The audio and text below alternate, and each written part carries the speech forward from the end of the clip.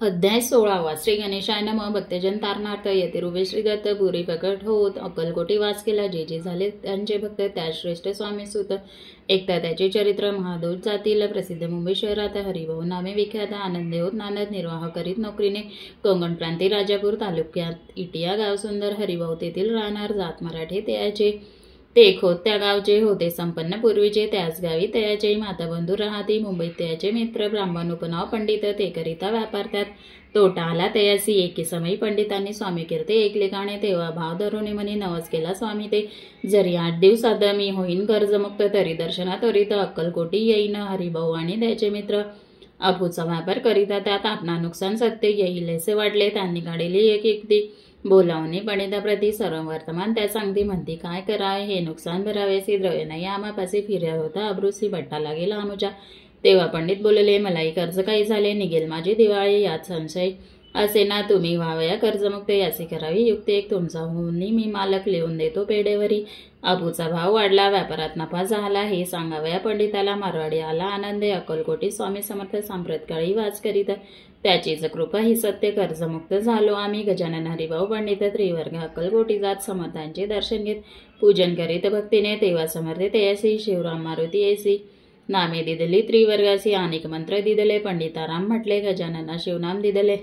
मारुती हरिभाऊस म्हटले. तिघे केले एक रूप. मग समर्थे त्यावेळी त्रिवर्गाजवळ बोलाविले. तिघांचे 3 श्लोक दिदले मंत्र म्हणून ते ऐका श्लोक. गुरुर् ब्रह्मा गुरुर्विष्णू गुरुर्देव महेश्वरा गुरुर् साक्षात परब्रह्म तस्मै श्री गुरुवे नमः. ऐसा मंत्र हरिभाऊ ते दिदला असे समर्थे. तेव्हा दयाच्या आनंदात ते पारावर नसेचे. दुसरा मंत्र गजाननाला त्यावेळी श्रीने दिला. तेव्हा दयाच्या मानाला आनंद झाला बहुसाळ. श्लोक. आकाशपतितं तोयं यथा गच्छति सागरं. सर्वदेव नमस्कारः केशवं प्रति गच्छति. संतोषले त्याचे मन. मग पंडिताजवळ घेऊन एक मंत्र उपदेशून केले पावन तया ते श्लोक. इदमेव शिवम इदमेव शिवम इदमेव शिवम इदमेव शिवा. 300 रुपये त्यांनी आणले होते मुंबईहून. त्याचे काय करावे म्हणून विचारिले समर्थादे. ऐसा प्रश्न ऐकून समर्थ बोलले. त्या लागून त्याच्या पादुका बनवणे येथे आणाव्या सत्वर. काही दिवस गेल्यावरही त्रिवर्ग एक अवसरी उभे राहून जोडल्या करी आज्ञा मागती जाव्या. आज्ञा मिळता तयासी आनंद आले मुंबईचे. हरिभाऊच्या मानसी ध्यास लागला स्वामींचा. त्या आत्मलिंग पादुका 14 दिवसापर्यंत देखा पायी वागवी. भक्त सका दिदल्या नाही कोणा दे. हरिभाऊ एके दिनी समर्थ सान्निध्य येऊन दर्शन घेऊन श्रीजांनी मस्तक त्यांनी ठेवले. तो समर्थ त्याप्रती घेऊन या मांडीवरती वरदस्त सत्वरगती मस्तकी त्याची ठेवला. म्हणती तू माझा सूत झाल्यास आता निश्चित परिधान करी भगवे वस्त्र. संसार देही सोडून मग छाटी कपणे जोळी. समर्थ त्यासी दिली ती घेऊन त्यावेळी परिधान केली सत्वर. आत्मलिंग पादुका सत्वरी देते हरिभाऊच्या घरी. म्हणती जाऊन सागर तिरे किल्ला बांधून राहावी. जाऊन आता सत्वर लुटूया आपला संसार. लो अनुमात्र चित्ती तू आनंद राहा. आज्ञा ऐकून यायशी आनंद झाला मानसी. सत्वर आले मुंबईचे साधू वेश घेऊन. याचं हरिभाऊने काय केले ब्राह्मणांचे बोलावले. संकल्प करून ठेवले. तुळशी पत्र घरावरी. हरिभाऊ घर लुटीचा तारा नावे त्याची कांता. ती करी बहुधा कांता घे दूर पडवणे. विनवी ते जोडवणे घराद्यापी स्वस्त घरांतर. आपला हा विचार सोडवणे तेव्हा प्राणप्रिय ऐशी तियेचे उत्तर ऐकून स्वामी कुमारी समाधान बहुत प्रकारे करीत असे. तियेचे स्त्रियेच्या अंगावरी अलंकार ते लुटलेले समग्र तिये तिथले शुभ्र वस्त्र परिधान कराव्या. आत्मलिंग समर्थे स्वामी सुद्धा ते दिले होते. त्या पादुका स्वस्ते मठामध्ये स्थापिला. कामाटेपुऱ्यात त्या समय मठ स्थापिला असे पायी. हरिभाऊ गोसावी मठामाजी राहिले. इथे श्री स्वामी चरित्र सारामृत नाना प्राकृत संमत सदा भाग्यभक्त परिसर श्रोध्याय गोडा.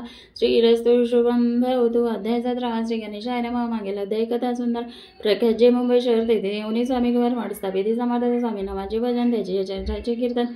त्याहून व्यवसायाने स्वामी सुत नेते. स्वामी सुताचे जनक काकूबाई नामे करून तिने वृत्त ऐकून दुःख गेले. निज मातेच्या शोक पाहून दुःखित झाले. अंतकरण ते लागले सावरून धरिले सत्वर प्रेमाने.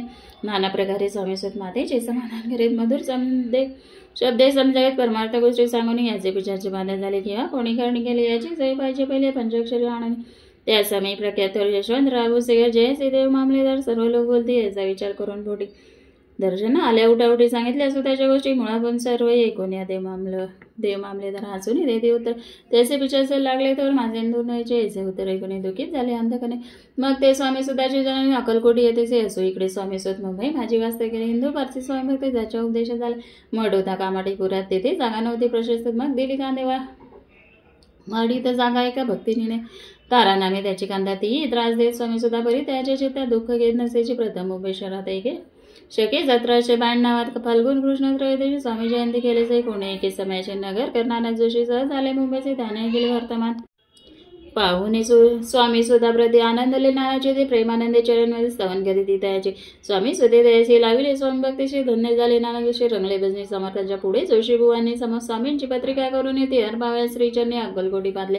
पत्रिका श्रीचरणी अर्पिली. स्वामीमूर्ती आनंदाली समर्थी द्यायची आज्ञा केली. नगर आवाज म्हणून नगर आवाज येतात जोशी हसू आले. समर्थाशी पाहुणे असो भक्ताशी परमानंद झाला असो. अक्कलकोट नगरात शके 1793 प्रथम स्वामी जयंती करीत स्वामी सुत आनंदे छेली खेडे ग्रामात प्रथम स्वामी प्रकट होत. विजयसिंग नामे भक्त गोट्या खेळताय. स्वामी सुत दिवसेंदिवस स्वामी भक्ती करी विजय जन लागले भजनास कीर्ती द जोगारीला म्हणा जय धनरुणी कामना कोणी यदाची दर्शन द्यायची समत करीत अन्या सुताकडे जावयाची.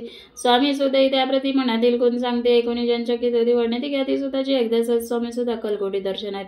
तेव्हा समर्थ राजवाड्यात राहिले होते. आनंदी स्वामी दर्शन घेतला. मीन दोन सेवी उदकांना याचे दिवस झाले. ते निरार राहिला. मग वाड्यासमोर जाऊन आरंभिले प्रेमाळ भजन जे करून रजे भरले पूर्ण केले. अजून राहण्याचं एक असे म्हणे जाते तुम्ही जाऊन या अवसरी त्या साधू ते मंदिरी प्रार्थून या नवे पाहुणे या समर्थाचे उल्हास सुताचे मानसी धावून या वेंगीचे मिठी चरणी घातले. नाही सुता ते पाहुणे आनंदले. समर्थ मनी कर फिरवला मुखावरून हस्ती धरून उठवले. अक्कलकोटी त्या अवसरी बहुत होते. सहकारी परिसमर्थाची प्रीती करी स्वामी सुतावरी होती. स्वामी सुत्रात्राने समर्थान पुढे करीत भजन पायी खडा घालून प्रेमरंगे नाचले. एके दिवशी श्री समर्थ बसले असता आनंद स्वामी सुत भजन करीत पायी खडावा घालून एकान समय साधूने समर्थ सांगते त्या काने आम्ही जातो निर्धामी वारसा पुढे चालवा. स्वामी वचन ऐकून स्वामी सुत निशब्द कल्पना नसाय त्याचे. स्वामी विणकेचे जीवन वारंवार विनय स्वामीचे ऐसे न करावे काही मी अजानले करू तू माझे. स्वामी धरती हृदयाचे म्हणते आम्ही तव हृदय वास करून इच्छे चिंता न काही करावे असो. मग स्वामी सुत ते स्थळ सोडून त्वरित नगराबाहेर येत मार्ग धरीत मुंबईचा. स्वामी वचने दुखाला अंतरी भाऊ खिन्नचा परतो नाही आला.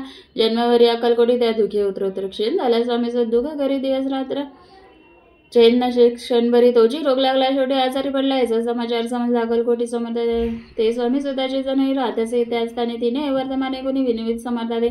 मग समर्थ त्या अवसरी मुंबईच पाठवले. सहकारी मंदिर सुद्धा ते सत्वरी मत्सानी दान आहे परिसुद्धा सांगते आला नाही. अक्कलकोटी वेळ दुःख त्याच्या पोटी रात्र दिन चालत असे. मग सांगते समर्थ त्याची घालवणी पेटीत घेऊन यावे त्वरित कोणीतरी जाऊन. तथापि स्वामी सुतभाई अक्कलकोटी आला नाही. दिवसेंदिवस देई क्षीण होत चालला.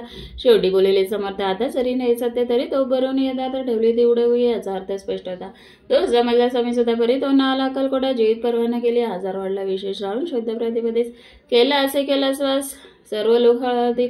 अक्कलकोटी त्या दिने समर्थ घरी ते विचित्र करणे बसले. स्नान करून परिगंधना लावती. भोजनाते न उठत्या धरणी वरी अंग टाकती. कोणा संगे न बोलते. रुदन करीत क्षणोक्षणे. इतक्या माझी सत्वर मुंबईने आली तर श्रुत झाला. समाजा स्वामी सुत घेत झाला. मग काकूबाईने सत्वर जवळ केले. मुंबईवर तेथे समाचार पत्र पावला. आत्माचा निजपुत्र मरण होता. कोणी करीत आकांत तो दुःखद समय वनिता दुःख अंतरी होते असो. मग काकूबाई अक्कलकोटी लवलाय परतोनी आल्याबाई बोलल्या काय समाजात शोधा आपला भक्त असो खाली पावला का मारत. मग स्मृती जय चरण त्याचे तारण होई गेसे. समर्थ बोलले ती उल्लंघन केले आमच्या आज्ञेसी. संधी सापडली काळाची ओढून बळीची मग नेला. धन्य धन्य स्वामी कुमार उद्धार लाभ होते. दुसरं ख्याती झाली सर्वत्र कीर्ती अमर राहिली. तिसरी स्वामी चरित्र सारा ज्ञान बृहस्पती समभाग भक्त परिषद सप्तशोत्या गुढा श्री भगवत चरणार्पण वस्तू श्री वस्तू शुभम भवतु. अध्याय 18 गणेशाय स्वामी सुद्धाच्या गादीवरी कोण नेमावा अधिकारी असा प्रश्न सहकारी करीता ती समर्थ तेव्हा बोलले समर्थ सहकारी असती साम्राट परिमा एकही मजला त्यात योग गुन्हे दिसेना. जेव्हा येईल आमच्या माणसे त्याचा मी मोरपाखराचे अधिकारी नेमू आधीची चिंता तुम्ही न करावी. मोरपाखराचा म्हणता मंदी वेळोवेळा रात्रंदिन तोची चाळा मोठमोठ्याने ओरडते. आमची बऱ्याची वीट जतन करावे नीट वारंवार म्हणते. समर्थ काकूबाई लागवले लोकांनी ठेवले विटेसी ती दिले पाहिजे आम्हासी. याचा अर्थ कळण्याचे स्पष्ट काही कळेना. असो स्वामीसूत त्याचा प्राधा कोकणात राहत होता. स्वामीसूत मृत्यूपत्ता वर्तमान कळलेता. तो केवळ अज्ञान दादा त्याचे अभिनाम त्याचे शरीरी असमाधान कृषोत चालला. काकूबाईने ते आणविले आपणापासे. एके दिवशी समर्थ असे दादाप्रती दाखविले. समर्थ बोलले बाईसी 4 वेळा जेव घाले असे आरोग्य होईल बाळाची चिंता मानसिक करू नको. त्याप्रमाणे बायका दासी झाली आरोग्य समर्थाची कृपा होता. रोग कोठे राहिलं केजगाव मोगला येते तेथे नाणेसाहेब भक्त त्यांनी बांधलेला श्रींचा मळ रवी बोल खर्चले श्रींच्या आज्ञा घेऊन सत्य पादुका स्थापना म्हणतात. या कार्य अक्कलकोटी दर्शन घेत समर्थांचे ते म्हणते काकूबाईची पादुका स्थापन करायची. तुम्ही पाठवा दादासी समागमे आमच्या बाई म्हणे तो अज्ञान तशात शरीर असमाला त्याची काळजी घेईल कोण सत्य सांगा मज लागे समर्थ वृत्ते कोण म्हणते दावे पाडून भाळा आहे जरी आज्ञा तरी सांभाळते असे समर्थपणाचे पैसे बोले त्यात तुमचे काय गेले आम्हासी दिसेल जे बोले तेच आम्ही करू की शेवटी म्हणा सांगा ते दादासी पाठवले की प्रति पादुका स्थापन झाल्यावरती दादा आला परतने पुढे सेवे करा सांगा ते त्यासी मुंबईस पाठवे ती ब्रह्मचार्याची आज्ञा करते याची सापा गादीवरी दासी करून व्यवसाय मुंबईची गादी चालवावी.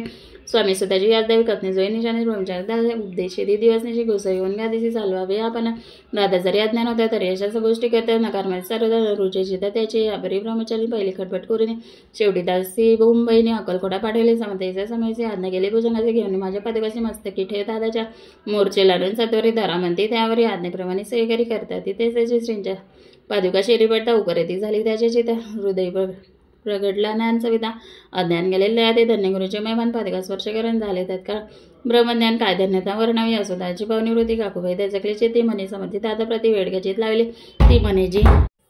ती म्हणे जी समर्थ आपण हे काय करीता दादीच्या शिर ठेता पादुका काय म्हणून समर्थ बोलले तेसी जे बरे वाटेल आम्हासी तेची करू या समयासी व्यर्थ बडबड करू नको. काकूबाई बोले वचन एकासी गोसाई बनवून टाकेला आपण मारू इतिकेची पुरे झाले. 19 वचनाला समर्थाशी क्रोधाला घाला म्हणते बाईला पुढे माझी सत्वर काकूबाईने आकांत करून म्हणेला अनर्थ नाना अपशब्द बोलत भाळपिटीत स्वस्ते परिसमर्थ त्या समयी लक्ष तिकडे दिले नाही. दादासी बनवली गोसावी कफने जोळी अर्पिली. दुसऱ्या दिवशी दादासी समर्थ पाठीत भिक्षेची ते पाहून काकूबाईचे दुःख झाले अपार. समर्थाचे हसवाले अधिकाचे कौतुक मानले. दादासी जवळ बोलायले काय सांगले त्याचे अनसूया तुझी माता 30 पैसे भिक्षा मागता अवश्य म्हणून जात होता. जणी जवळी पातला एजबाईने पाहुणे क्रोधाविष्ट अंतकरणे म्हणे तुझी करणे लोकावादा कारण ऐकोनी मातेची उक्ती दादा तीच प्रति बोलते एक सुखे तुच्छ मते माते आजपासून पुत्राचे ऐकून वचन उदात झाले तिचे मन असो दादा गोसावी होऊन स्वयंभजने रंगले. काही दिवस झाल्यावर मग आले मुंबईपुरी स्वामी सुताच्या गादीवर बसून संतास चालविले. इथे श्री स्वामी चरित्र सारामृत नाना कथा समज सदा प्रेमळ परिसोद अष्टदशोध्याय गूढा श्री रस्तु शुभम भवतु.